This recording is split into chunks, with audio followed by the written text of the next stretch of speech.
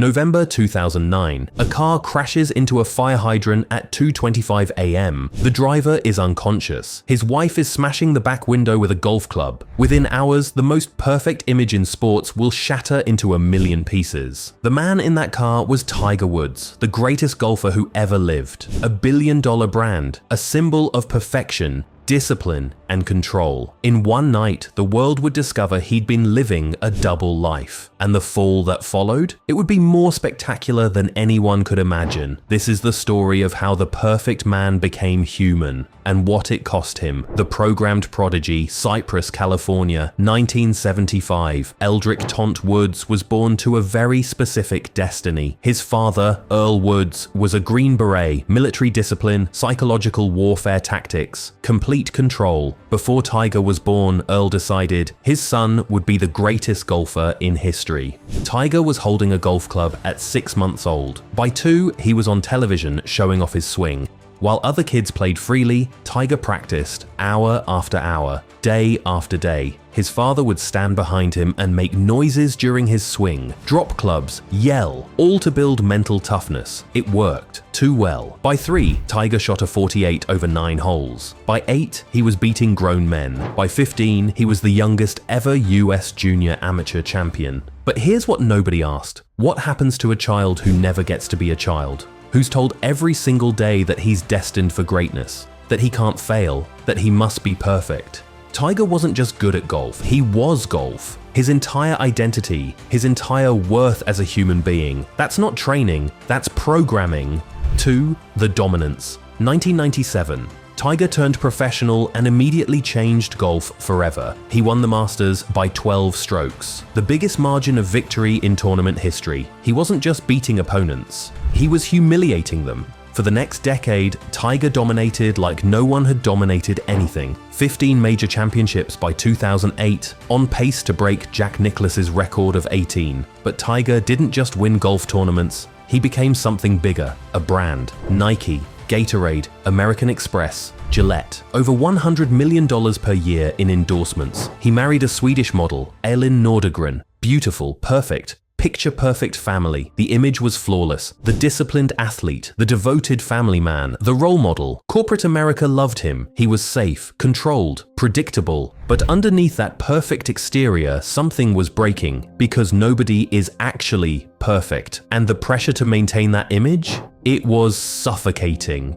3. The cracks. Looking back, there were signs, small cracks in the perfect image. Tiger was intensely private, controlled every aspect of his public persona, never let anyone really in.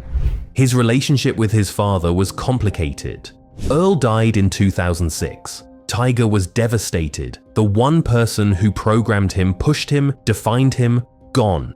And without that structure, that control, Tiger started spiraling. He underwent multiple knee surgeries. The pain was constant. He started taking painkillers. And somewhere in those years between 2007 and 2009, Tiger started living a secret life. Affairs, multiple women, hotel rooms, text messages, a complete double life that nobody suspected. The perfect family man was a lie. The disciplined athlete was out of control. But the world didn't know. Tiger kept performing, kept winning, kept smiling for the cameras, until that night in November 2009 when everything exploded. 4. The fall. The car crash was just the beginning. Within days, women started coming forward. 1, then 2, then a dozen. Text messages leaked, voicemails published. The details were everywhere. Tiger Woods, the most controlled athlete in history, had been completely out of control. Every sponsor dropped him.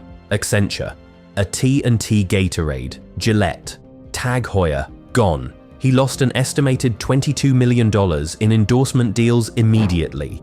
Eventually, over $12 billion in brand value evaporated. His wife divorced him, his reputation destroyed, his image shattered. Tiger gave a public apology, stiff, rehearsed, empty.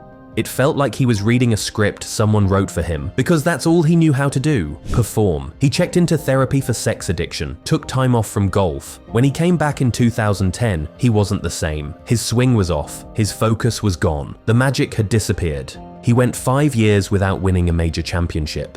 For Tiger, that was unthinkable. More injuries, more surgeries, more painkillers. A DUI arrest in 2017. The greatest golfer who ever lived looked completely broken. 5. The redemption. But then something remarkable happened. 2019. The Masters.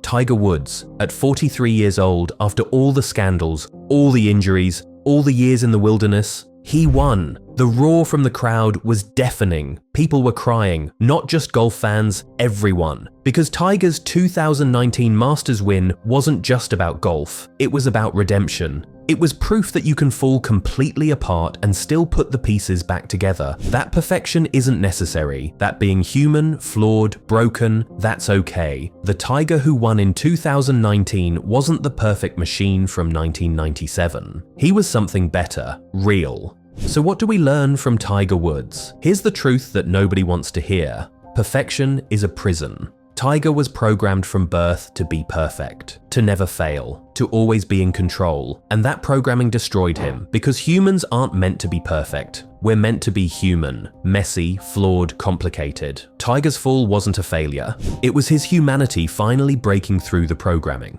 The affairs? They weren't about sex. They were about control, about finally doing something his father didn't plan, something that wasn't disciplined or perfect. It was self-destructive, it hurt people, it was wrong, but it was also human. The old Tiger, the perfect one, had to die for the real Tiger to emerge. The 2019 Masters win was beautiful, not because it was perfect, but because it was earned through failure, pain, and humility. Tiger learned what his father never taught him, that greatness doesn't require perfection, that you can be flawed and still be worthy, that falling doesn't define you, getting back up he does. Tiger Woods was programmed to be a golf machine, and for 20 years he was. But machines don't feel, don't struggle, don't grow. When Tiger fell, the world was shocked. How could someone so perfect fail so completely? But that's the wrong question. The right question is, how could someone programmed to be perfect survive being human?